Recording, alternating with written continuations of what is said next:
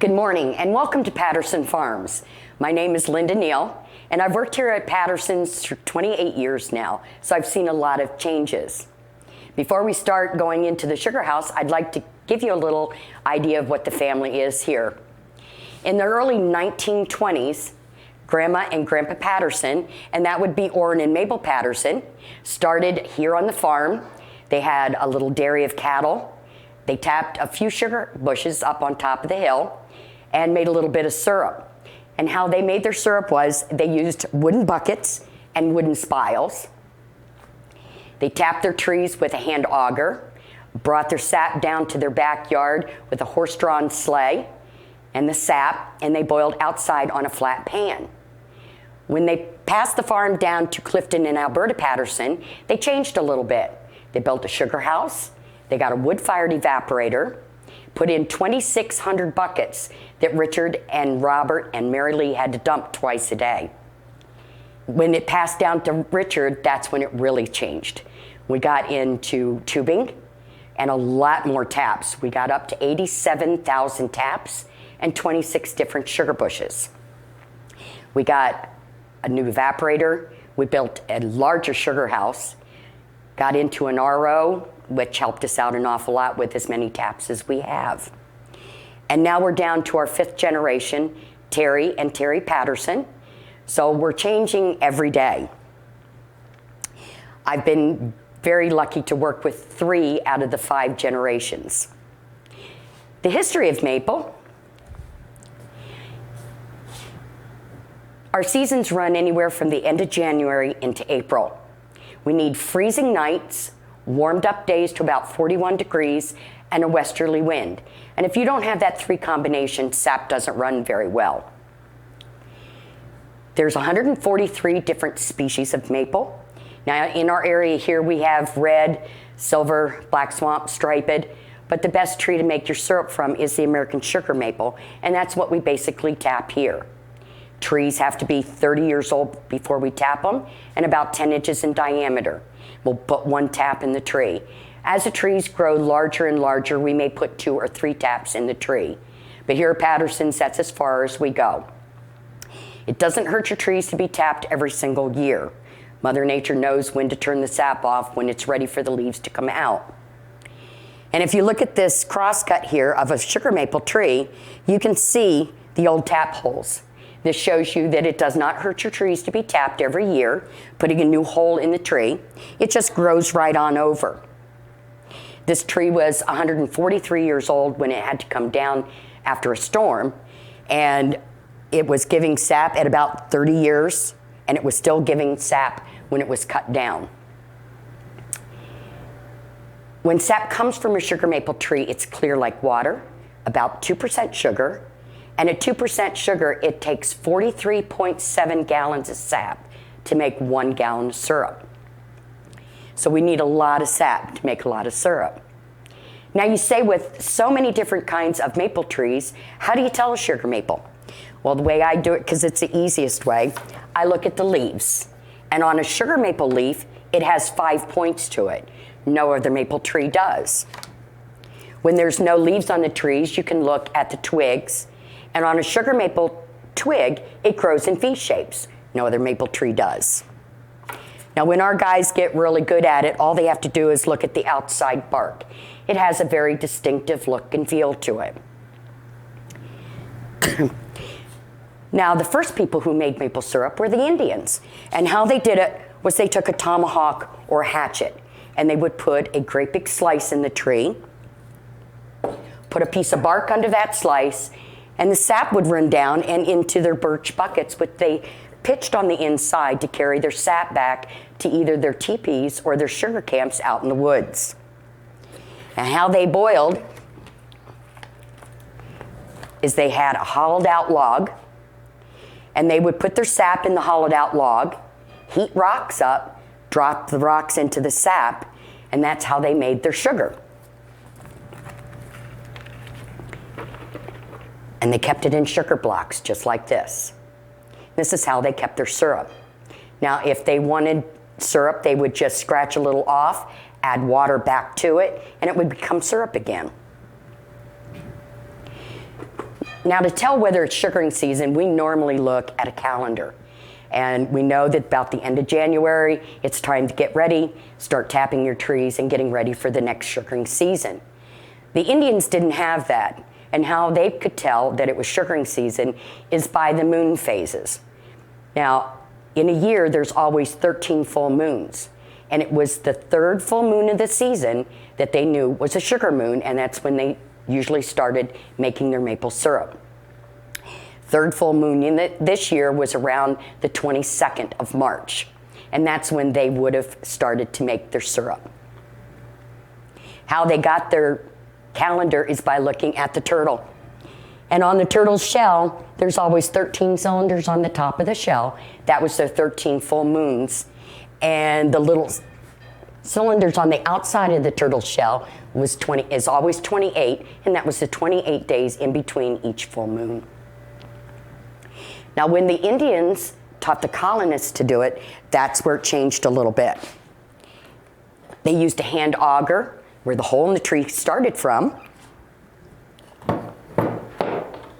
and wooden spiles.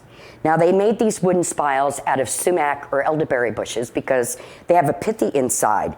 They would drill the inside out, whittle down one end, that end would go into the tree, and the sap would flow down and into their wooden buckets. They would boil their sap in big black iron kettles. And as they got thicker and thicker, they would go from one kettle to another. And at the end, they made sugar blocks just like the Indians did and kept them in little muslin bags. Kept them in their root cellar or their attics where it was cool. And if anybody's ever read the Little House on the Prairie books, Laura's mother asked her to go to the root cellar and bring up a brick of sugar. And this is what they were talking about, was maple sugar. Richard's grandfolks also used the wooden buckets and the wooden spiles. They had snowshoes that they used to go out in the woods to do their tapping, and their lanterns to bring down. Over on this wall, we have one of the older sap haulers, which was drawn by a horse, and there's little screens on the top. They would pour their sap in. That would keep the twigs and the leaves out of it. And the horse would bring it down, and they would boil from that. When Richard's folks took over, they went to the metal buckets and the metal spiles. These spiles were made out of tin and cast iron. And you can see how big these and the wooden spiles are. So it took a pretty big hole in the tree. Took the tree about 2 years to heel over, or belly button over is what we call it. We also had very heavy tappers that we would have to carry out, plus a jug of gas, and do our tapping with those. Now, when people think of maple syrup, they often think of Vermont. Well, I'm here to tell you Vermont's not the only state that makes maple syrup. If you look at my map up here, I have all the states that make maple syrup, and they make enough to be in the United States stat books. They go as far north as Minnesota and Iowa, and as far south as Tennessee. Now, all the states use different maple trees. All maple trees give sap. They all make syrup, but it is going to taste a little different. So each state that you visit and you try their maple syrup, it will taste a little different. Different soil, different growing season, and different trees do the different grades or their different taste of syrup. We are now using our lighter battery-operated tappers. We also have tubing instead of buckets. And you might have seen some of this tubing as you came up Gurney Road this morning. Now, the light blue tubing we string tree to tree. It then runs into a larger line, which we call our main lines. The main lines then run into big catch tanks that we have at every sugar bush. Now, what a sugar bush is, just a group of maple trees in different areas. Some of them are large bushes, some of them are very small. Depends on how many trees are in that area. The big main lines then run into big catch tanks, and that's where we pick up our sap with our trucks when they go around and pick it up. We also use a different kind of spile. This is called a health tree spile. It's only 5/16. It gives us just as much sap as the larger taps do, and it only takes our trees about 6 months to heal over instead of 2 years. So each generation learned a little bit better how to take care of their trees. From their Indians putting great big slices in the tree and leaving scars, down to the new health tree spiles that we use today. Now, tubing isn't a new concept. In the early 1800s, Canada made metal tubing and spiles, and which they hooked together. They had miles and miles of this. And they would put it all together, tap their trees, but it didn't work very well, because once the sap started to flow into the metal tubing and it froze at night like it was supposed to, it popped apart. The metal, with the plastic tubing that we use, it contracts and goes back to its original size. These are some of the antiques that we've gathered around our area. This is an old sugar log. Now, what our families did around this area, we were about the last ones that had TV and telephone. And so we would gather our friends and family, relatives at somebody's house on a Friday night. They'd get a gallon of syrup out, boil it down, throw it in the sugar log, and start to stir. And they would get out some popcorn, pop it, get out their grape juice that they had canned the year before. And as they stirred that hot syrup, it got thicker and thicker and granulated into sugar. And they would dip their popcorn in it, drink their grape juice, do a little gossiping, and just have wonderful fellowship. They also put their syrup, when they made their syrup, into these tins. They had little tags on it that had their name and their address. They would take it down to either the general store here in Sabensville, and they would barter their syrup off for either their next year's seeds for their crops and shoes for the kids. We also had a train depot, and they would take their syrup down in their tins, gather everybody's syrup up, put it on the train depot, and it was taken to New York City to be sold. This is an old sap tin that we had, that we found, and what this is an old oil tin. After the war, when it came back, they didn't have any use for it. So what they did was clean them out, put a little hole in the back of it, put a tap through, and they hung them on their trees, and this is what they gathered their sap in. What I've told you about is that we need freezing nights, warmed up days to about 41 degrees, and a westerly wind. Sap is clear like water, about 2% sugar, and it takes 43 gallons of sap to make 1 gallon of syrup. I think what we'll do now is we'll go out and we'll tap a tree. All right, we're gonna take you out now and we're gonna tap a tree for you the way we used to do it. Terry's gonna take a drill bit, it's 5/16. We're gonna drill a hole in the tree and put our tap in. Go ahead. As we drill that hole, it's going to be at an angle so that the sap can flow down.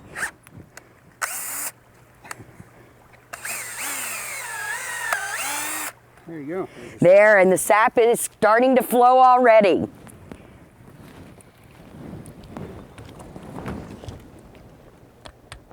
Now we're using a wooden mallet because we don't want to hit it too hard. We just want to get it enough in the tree where it's tight and not dripping on the outside.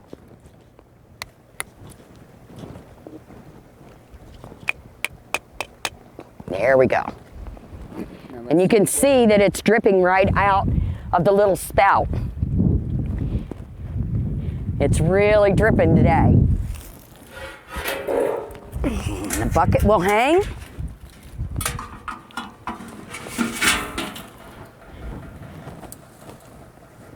And you can hear it dripping in the bucket. Next we'll put a little tent top on it so that it keeps the twigs and the leaves hopefully out of it. And the rainwater.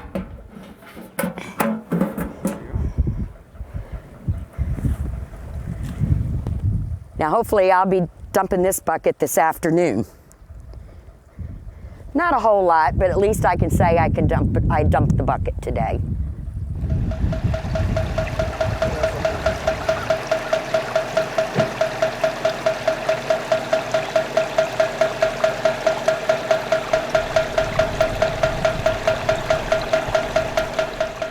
right, now we've showed you how to tap a tree with a bucket.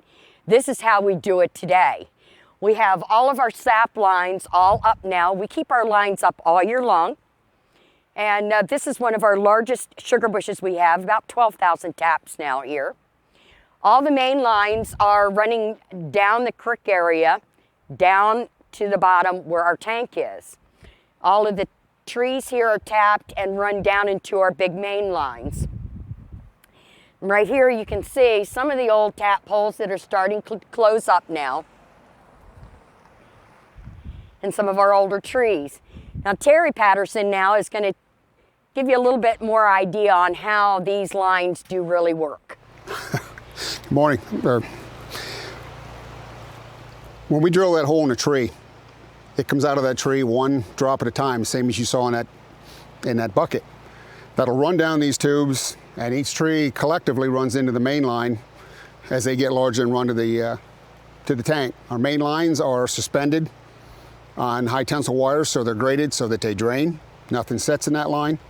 And at the end of the season, the taps are all pulled, and then they come back around and are plugged off so that the system's sealed and nothing gets into that. And then the hole on the tree, the tap hole, will heal up and keeps anything from getting into that.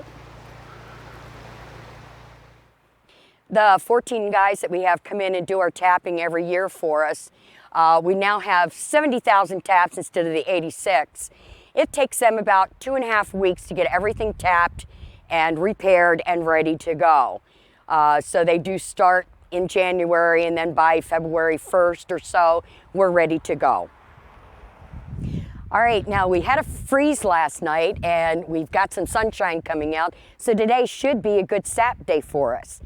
And it's probably about 11 o'clock right now, and the sun's been out for a while and it is starting to thaw.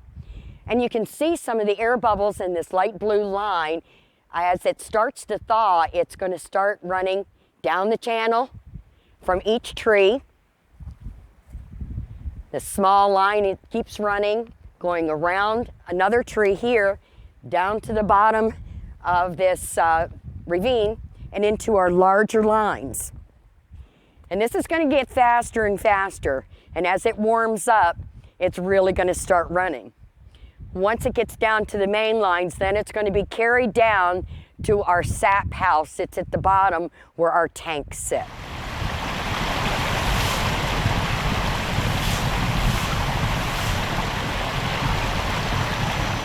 All right, now our trees have been tapped.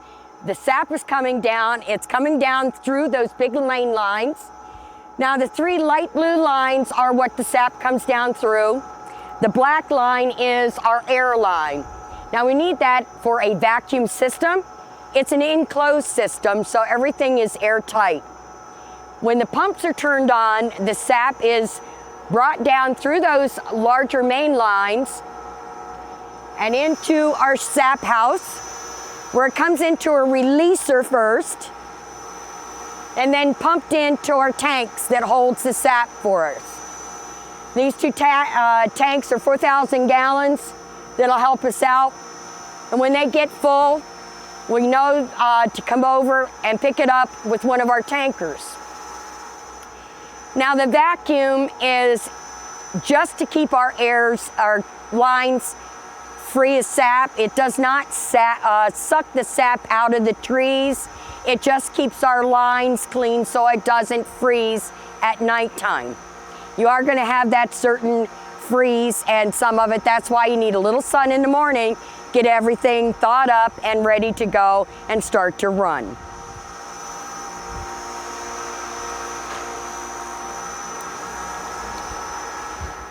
Now what Terry is doing right now, he's hooking up our tank.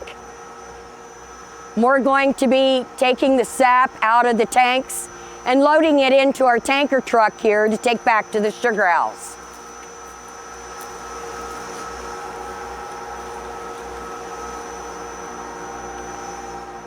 We're also going to take a sample of the sap to see what the sugar content is.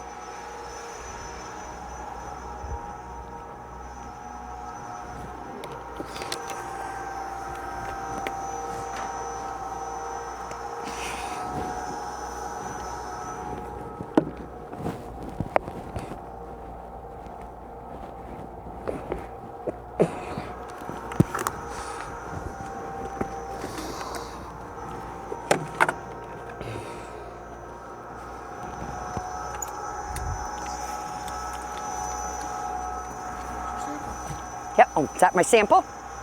Okay. Yep.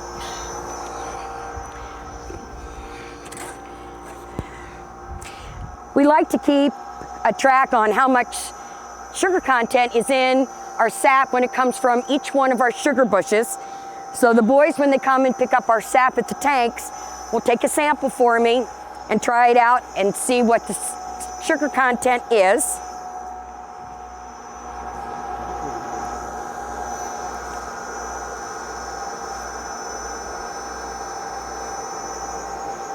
A little more. Thank you.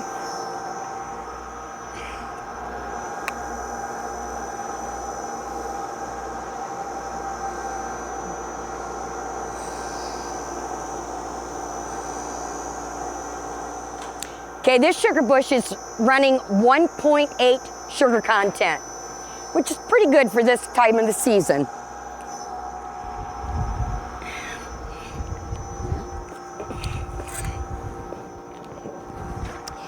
So we're going to write it down on our clipboard.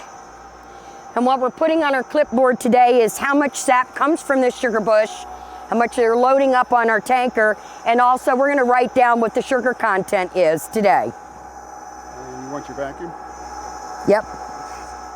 Also, we take a vacuum reading, and that way it can tell me if the vacuum is down, then I know there's a problem here at the sugar bush, and we can send one of our crews over to look, find out what the problem is. Yeah, 27 inches. There's 27 inches of vacuum, so that tells me that things are working pretty well here.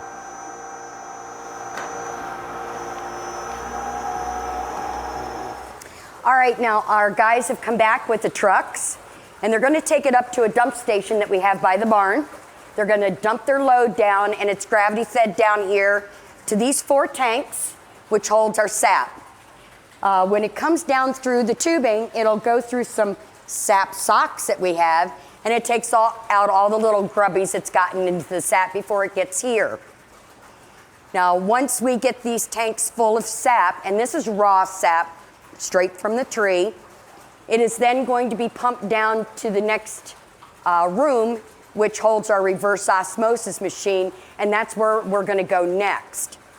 But these 2 tanks that are here, this holds the extra water that we have taken out of the sap before we start to boil. So we wanted to show you this before we went down to the RO room. And you see this water is crystal clear, and this is sap tree water. Now there is no sugar content. This is an inert water. There's nothing in it whatsoever. Now we keep this and use it to clean our machines with. Since there isn't anything in it, it is quite safe, and we can take it and rinse our evaporator and clean it and get it ready for the next day. We also wash our reverse osmosis with this clean water too. So everything that we get from the tree through the sap is used for something. Nothing's ever wasted. Once we get finished with this tree water that we have, our drains all go back out into our fields. So we do recycle the tree water back into nature again. Okay, now we're ready for the next step. Once we have enough sap up in our tanks, it's gravity fed back down here to this first room that holds a reverse osmosis machine. Now what this machine does, it's taking some of the water out of the raw sap before we even start to boil, and it makes a concentrate. The fresh water that we take out of the sap is pumped back up to those first 2 tanks that we saw, where we'll hold it, and we use that to clean our machines and our RO, because it is an inert water. There is nothing in it. No salts, no sugars, no nothing. So it's safe to use for cleaning on our stainless steel machines. Once the sap goes through the RO and it becomes a concentrate, it's pumped upstairs to a cold room that we have 2 1,350-gallon tanks that holds our concentrate.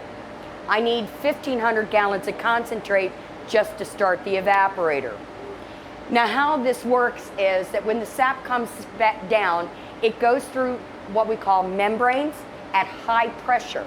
And that's what separates the waters and the sugars.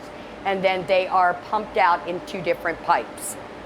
Now we were up in the woods earlier and we were talking about how much tubing and the taps and things. Since we don't have the help like we used to, we got a monitoring system that monitors our woods. Right here is one of our sensors that we have in the woods. And what that can tell us is if our pumps are running, if the vacuum is good, and if it isn't, then I know that I can send a few guys out there to find the problem. And instead of looking all over the woods, it measures it down to a specific part of the woods so that they can go straight there instead of wandering around looking for a problem. We also have tank sensors. The tank sensors are in every tank at every sugar bush. Now this can tell us how much sap is in the tank. So when I send my guys out in the tankers to pick up sap, I can send them to a tank that's full and not one that's empty. And we have a monitoring system on one of the computers that will show you that, and we'll see that a little later. And it's kind of neat watching it, you know, going from when I started, that we had to check every tank every morning, turn on the pumps. We have to make sure that they're not frozen and unfreeze them. And here now, all I have to do is look at a computer. It's just awesome. Now, all we have to do is look at that. We can turn it on, we can turn it off. The new system that we have, this is a new RO system that we just got this last year. It's brand new, first season coming in. And it took the place of 2 ROs that we had sitting in this room. Now it does the same thing. It does 7,000 gallons of sap per hour, and it can concentrate down to 22 to 24%. But this one can be monitored and started and run by your telephone. And this really helps our main guy out here, Todd Swimley. He kind of runs this portion of the sugar house. He does the boiling, he runs the RO, he makes sure everything is working the way it's supposed to. And if he's out on a problem that he can't get away from, and I have sap up in my tanks, it's got to be start. He can start it from wherever he is by his phone. It'll start that RO, and it'll start ROing the sap and getting it ready, so by the time that he gets back here to the sugar house, he can start to boil. So it really has helped us out an awful lot. We're down to a skeleton crew right now, and all these little things, these little high-tech things, really do help us out for as big as the sugar house we are. All right, now that we have enough concentrate, we're ready to start the evaporator. Now, I also told you that we use our RO water to clean our machines.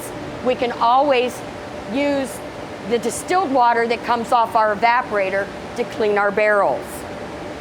We'll rinse them out, and then they get ready so we can put more syrup in our barrels. Now, once the concentrate's ready, it's pumped from upstairs down to the back top of the evaporator, where it runs through stainless steel tubing, and it's preheated. It then drops to the back pan where it starts to boil. Now, as sap starts to boil, it's going to start changing. It gets heavier because you're boiling more water away from the sugar, and it starts to change in color from clear that comes from the tree to a nice medium amber that we hope is going to come out at our finishing pans. Now, as the sap starts to get heavier, it's pushed toward the front of the evaporator. Now, as it gets down here to our finishing pans, syrup is just about ready to come off. Now, when it becomes syrup, it's at 67%. And that's when it becomes syrup. Now, we also do that by temperature. Syrup comes off at about 218 degrees or 7.5 degrees above the boiling point of water. Water boils here at the farm about 210 degrees. But we will check that, because if your weather changes during the day, so will the temperature of your syrup that you're going to draw it off in. Now, when Richard's grand folks boiled outside on a flat pan to see if their syrup was ready, they would use a scoop. They would scoop it down into the syrup and hold it up.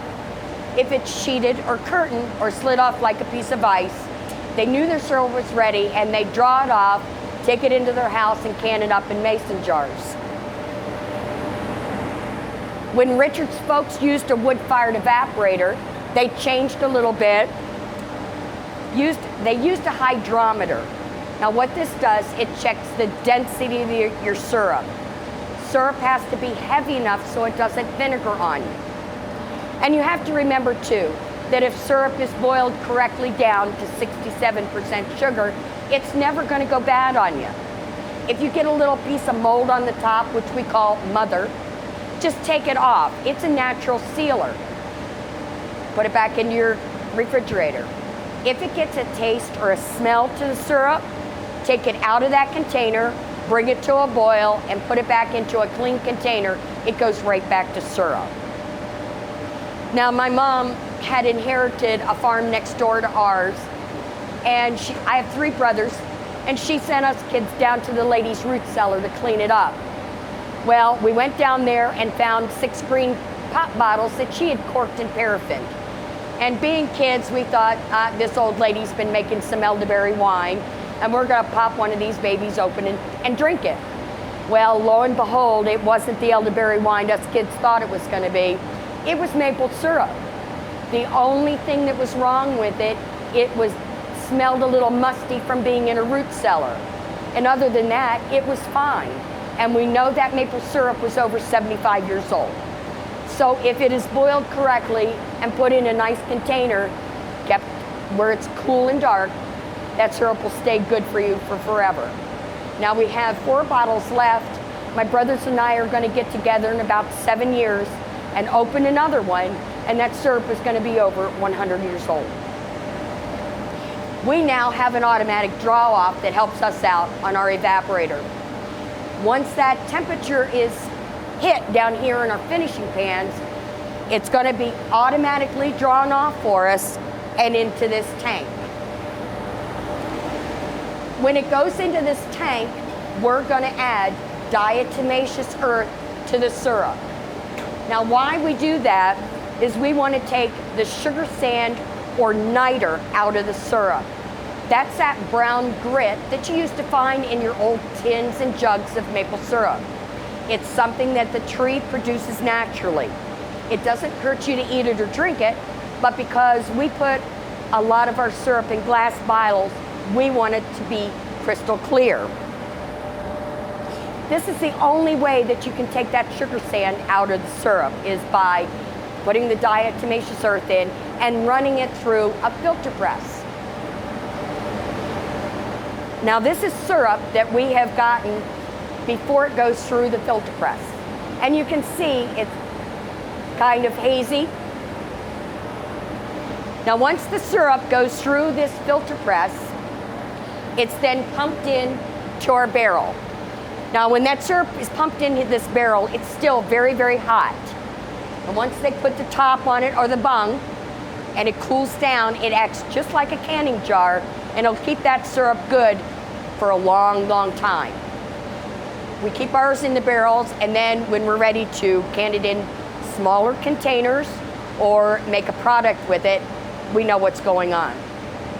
Every barrel is numbered, dated, and graded on a sticker. So this tells us when we made it, what grade it is, and how it tastes. So that when I'm making a product, I can go and pick out each one I want. In the beginning of your season, you normally get a very light, fancy syrup that doesn't have much of a mapley flavor, but it's very sweet. We keep that and don't jug it up, and we use it to make candy and maple cream with. As the seasons progress, it gets darker and darker and more mapley flavored. Your next grade is going to be a medium, or what they call rich now, and a little darker. Later in the season, it's going to be called a dark or robust. As you're getting to your end of the season, you have a very dark, very strong syrup that still has a very good taste. And we'll barrel all of those up and keep them to make our products and to can.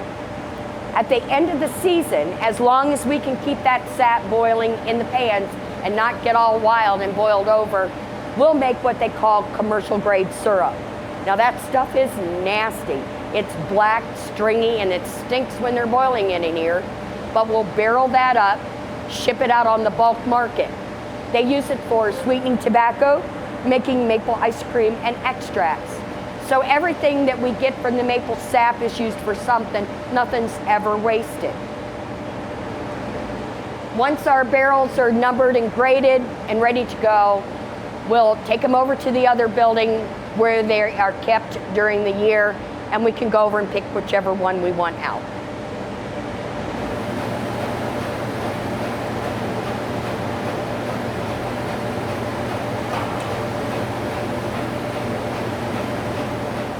Each barrel gets a sample that we're going to grade a little later and see what the grade or the color is.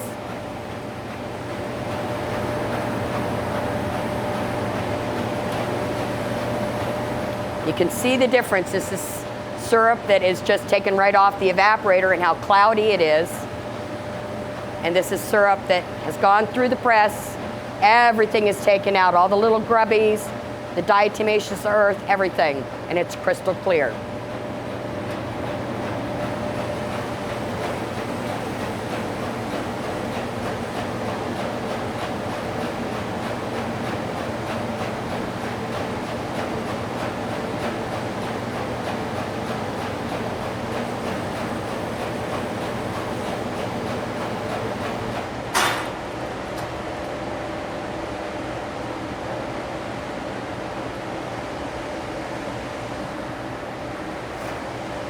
Okay, this barrel has been filled and the tops have been putting on, and now we're going to weigh it. We date it, weigh it, and then we're going to take it in and grade the color on it.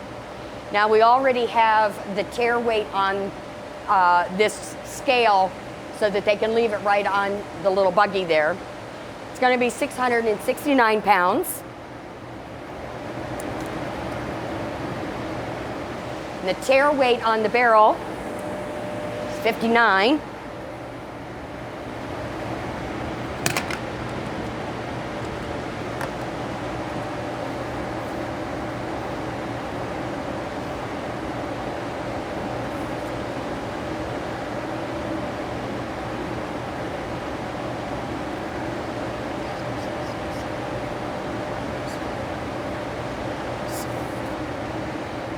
So it's going to be a net weight of 610 pounds.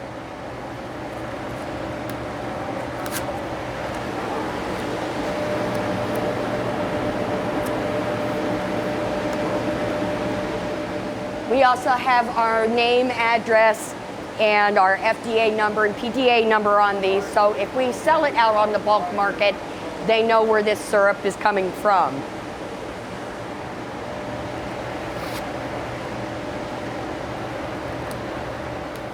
Now we've also made a sample of this drum, so when I go to need one for canning or a product, I can get this number and this sample, and it will match.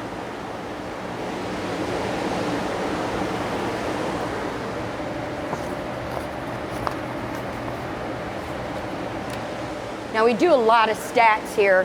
We're writing down everything that we get from all the sap from our sugar bushes, how many gallons comes from every sugar bush, sugar content. Then when it gets in here and we're making it into syrup, then we're keeping tabs on how much syrup we make for the day, what the grade is, so that we have stats on everything and every step that we make here at the Sugar House. All right, and I told you that when we get done with the barrels, we're going to grade the syrup that's in it. And how we do that is, well, when Richard was doing it a few years ago, we had a little color code kit that we used, and we would take a sample of the barrel and put it in with the rest of these, and we were supposed to match them up, and that would give our color code, whether it is a light, a medium, a dark, or a B. And that was the old flavors that they used to have. But not everybody's eyes are the same. And we used to have some really colorful discussions in here on whether it was going to be a medium or a dark.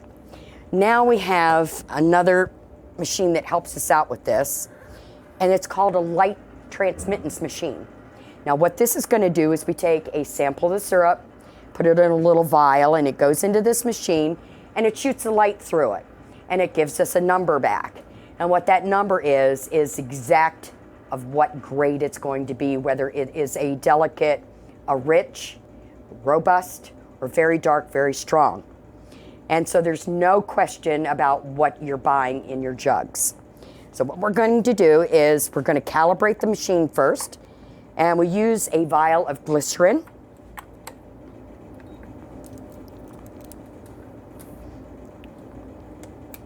And while that's calibrating, we're also going to check the density of the syrup to make sure that it is heavy enough. And we're going to do that with distilled water.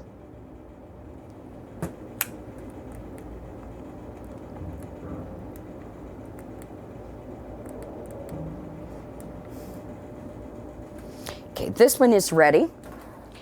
So we're going to check and grade our syrup that you just saw going in the barrel.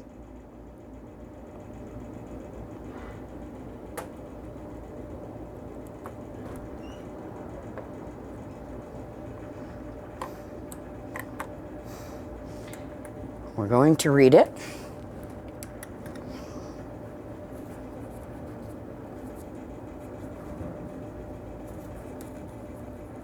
Okay, that reading is 57.3, and I'm going to match it up with the tech colors, and a 57.3 is going to make it into the rich grade, which used to be our medium.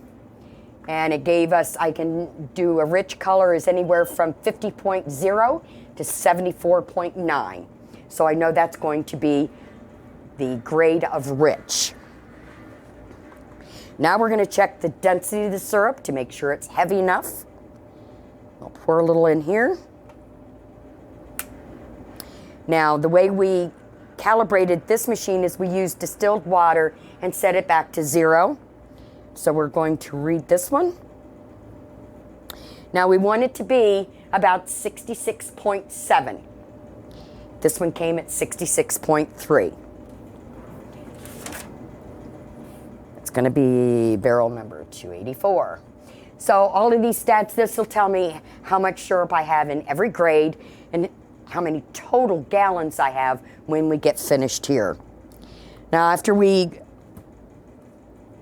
get the density, we're going to use our RO water that we use to clean our other machines, and we're going to clean this. So each time we use it, it is going to be clean. There's not going to be any sugar content on it, anything else on it, so that we get a true reading.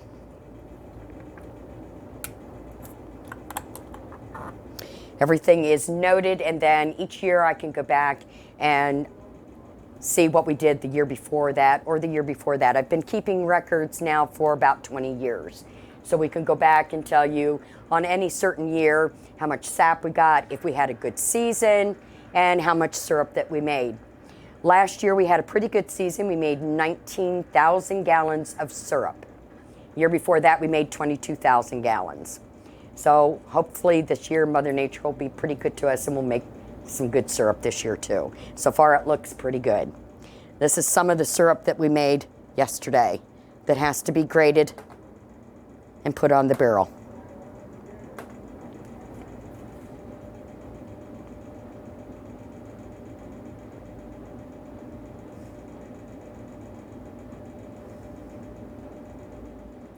All right, now we're going to our products that we can make with maple syrup, because syrup's not just for breakfast anymore.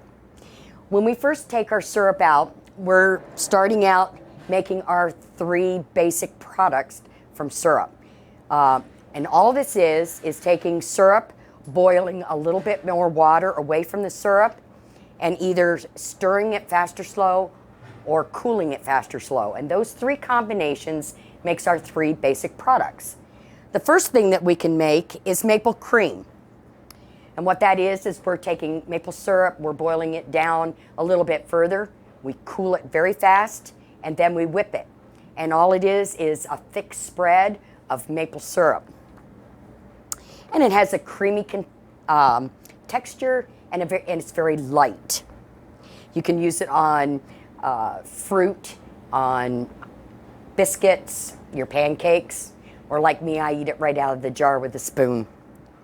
The next item you can make by taking syrup, boiling it a little bit further than cream, and you have maple candy. And we'll take that, boil that down, let it cool slowly. We put it in our candy machine with an auger, and it slowly turns, and then we can put it into some of our molds that we have. These we made into little maple leaves.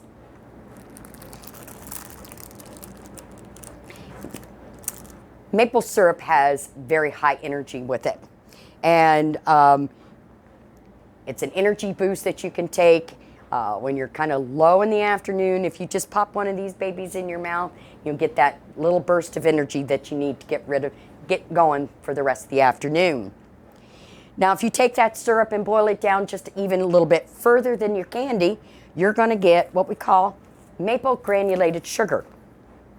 And how we boil this down, we boil it almost as far as it will go. We then put it in this machine, and it starts to slow, and we put it in very, very hot. And as it starts to stir, it's stirring slowly. And as that hot syrup cools, it's going to get thicker and thicker, almost like peanut butter, and then it just granulates right into sugar. We're going to take that, and then we're going to sift it. We'll sift it with a large sifter, which is this machine right here, and it takes out the big clumps. And then we're going to take our smaller sifter, and we sift it again to get that nice, fine, granulated sugar. What we have left over is another product, which we call maple crunchies. Now what that is this is what's left over after we sift it. It's bigger pieces of sugar. It's very hard. So you can use that for making cookies, muffins, putting on top of ice cream. Now the maple sugar you can use just like you use white or brown sugar, and you only use half as much. Diabetics can use it because it has a very low glycemic index. They still have to watch it because it is a natural sugar, but it tends to make their readings slowly rise instead of spiking like white sugar does. Now if we take that syrup and boil it just a little bit further, then we're going to get those sugar blocks that we talked about that the Indians used to make. Hikers and campers can use this. It's very compact, but yet it gives you your syrup if you want it. Just add a little bit of water to it, or you can use it like sugar or candy. Smash it with a hammer. But then you can take those three basic products and you can go out and make what we call extra value products. And this is just about anything. Sugar can be used instead of white or brown sugar. Syrup can be used instead of sugars. And you can make extra value products like our barbecue sauce, maple salad dressing, maple dipping mustard. We cover nuts. We cover popcorn. We have even rock candy that we make that the kids love. And best of all, we make maple cotton candy. Now that one does have a little bit of extra white sugar in it. That's just to keep our machine from coming up. But boy, that's the favorite of everybody, whether you're 5 years old or 85 years old. Everybody has to have the maple cotton candy. This is one of our stoves that we use. Now this is where we do all of our granulated sugar is in this kitchen alone. It gets kind of messy, so this is why we do it in a small space. And we'll fill all these big pots up with our syrup and get them all going and be taking one right after the other. You don't have to wait in between each batch. You can just, as many pots as you have boiling, you can make your sugar with. Now with all of the canning that we do in, like our plastic jugs, we have the little tins, we do it in glass. When they do our large orders in plastic jugs, They do it over in another kitchen where they have big canners. But I still like to use my little 12-gallon canner that I have here. I can keep the temperature going, which needs to be about 160 to 180 degrees to recan. If I'm doing, this is where I do mostly glass. So the glass has to be heated so it keeps the temperature of the syrup up. And that syrup will be anywhere, like I said, from 160 to 180. And that will make sure that when I put the tops on and you lay them down, the tops will seal. And that'll keep that syrup good for you too. So, and this is what we used to use when I first started here. We did all of our gallon jugs and our half gallons on this little tiny canner. Now we've got a nice big one that we can put 2 or 3 barrels of syrup in, get that heated up, and just can all we want to, all afternoon if we want to. But I kind of have a soft heart for this one because this is what I started out on. All right, and we're just about at the end of the tour now, and I wanted to bring you into our little store. Now, as we have grown so large, it's not just a seasonal business for us anymore. We are open all year long. We make our products about every 3 weeks to keep everything nice and fresh. We give tours all year, not just during leaf season or sugaring season. We can give you a tour about any time. We have everything that we make on sale here in the little store at the farm at 119 Patterson Road in Westfield, outside the little town of Sabensville. We have our plastic jugs with all 3 grades of syrup, from medium to robust to very dark, very strong. We have all of our extra value products, our basic products, our cream, our candy, sugar. Now, we talk about all the high-tech equipment that we have in the sugar house and the sugar bushes, but we've also had to change here in the sugar house and the office from doing books and invoices and things by hand like I used to. Now we're into computers and portable credit card machines and websites. Things I'm trying to get used to, but it's kind of hard. But the young kids are doing really, really good here, and they know all of that. So it's a lot easier for them to take over the office and the running of the store. And I kind of just sit back and let them do it. But we'd like to thank everyone for coming to Patterson Farms today and letting me share what I love the most. And that is making maple syrup and being here at Patterson Farms.